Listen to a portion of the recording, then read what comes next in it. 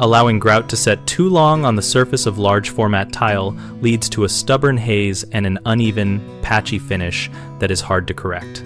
Large format tiles show grout mistakes more clearly because their large, uninterrupted surfaces amplify texture and color inconsistencies. Work in small, manageable areas and use a grout float held at a low angle to press grout into joints while minimizing excess on the tile face.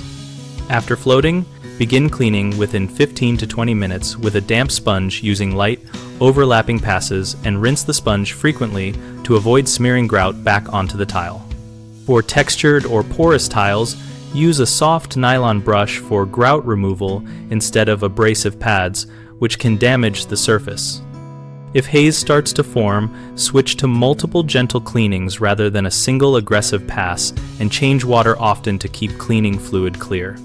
For stubborn residue, use a neutral pH cleaner and a microfiber cloth, testing in an inconspicuous spot first so you do not alter finish or color.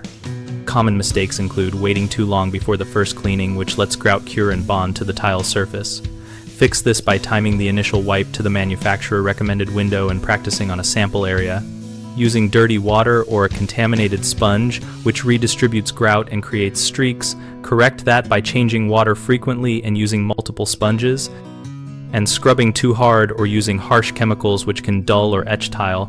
Instead, use gentle tools and a neutral cleaner and repeat light passes until the surface is clean. We run bighomeprojects.com to help homeowners find trusted local contractors and to help contractors find work through project listings and member profiles. Our site also hosts a discussion community where we share tips, ask questions, and learn from real installations and experiences.